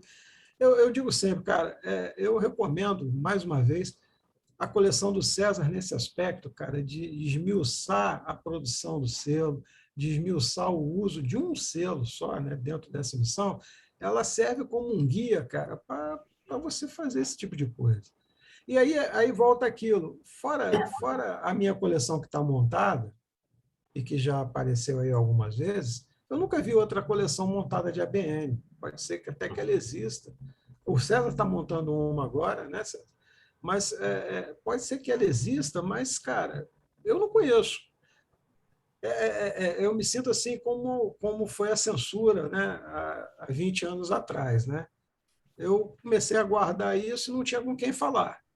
Aí eu Aham. fiquei anos sem falar e apareceu o Henrique, apareceu o Wesley, a gente começou ali, nós três e tal. Hoje já tem mais gente falando. O ABN, cara, eu falo com o César. Aham. Acabou.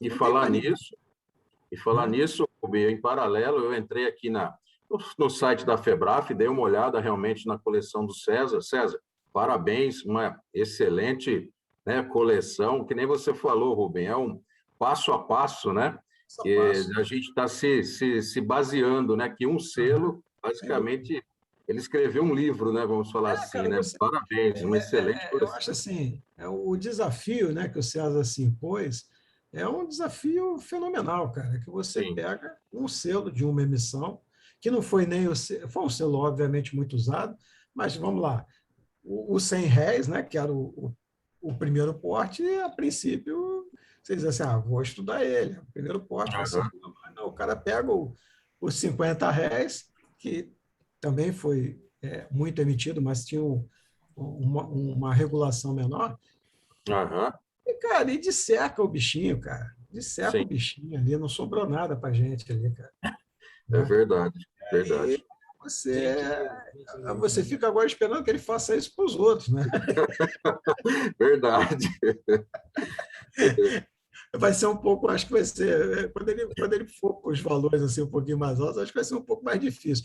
Vai, Porque, só vai. para vocês terem uma ideia da dificuldade de alguns selos, os R$ 5.000, por exemplo, na coleção, quando eu abro a discussão de um valor, eu tenho sempre uma quadra nova e uma quadra usada. Tá? Eu não tenho isso dos R$ 5.000. E mais Só tenho limitado. isolado. Nem quadra eu tenho. Poxa vida. Não tem, simplesmente não tem. Uhum. Eles não conseguiram ainda obter. Né? E mesmo se procurar no mercado, não acha fácil. Não acha. Não acha fácil. Não acha, simplesmente não acha. Tu acha ele isoladinho. Os isolados de 50 aparecem. Tem uns aí, nos leilões aí, que o pessoal está cobrando 300 pratas. Entendi. Né? Então, Opa, mudaram o nome, hein? Epa! Palestra do Fritzen. Foi o Fritzen. Rebatizaram o Rubem. Fritzen virou geólogo. Tem vários aqui, viu? Nessa Tem altura, vários aqui. eu vou virar um pegador fenomenal, porra. Que isso aí? Você já imaginou, cara? Você vai ser um velho paraguaio? Ó, já pensou? Olha, Rubem, tua esposa apareceu agora há pouco aí, hein, na filmagem. Pois é, rapaz. Estou vendo aqui também, Mas, velho. é que é o seguinte, usar o nome Fritzen, ele usou o adjetivo correto, velho pegador. As portas se abrem, rapaz. As portas se abrem. Você vê como é que é o negócio? Pô, gente, mas foi um prazer conversar aí com vocês sobre essa emissão. Espero que motive aí o pessoal a ir lá nos seus albinhos, procurar aí os selos da ABN, ver o que tem, o que não tem, porque eu acho que é uma emissão bacana de se colecionar, de se estudar, por todos esses aspectos aí, muitos outros que a gente não falou aqui, que podem ser mais esmiuçados, sabe? Acho que vale a pena, vale a pena. É uma série que vale a pena. E é bonita, é uma série bem bonita, as cores, né, variadas e tal.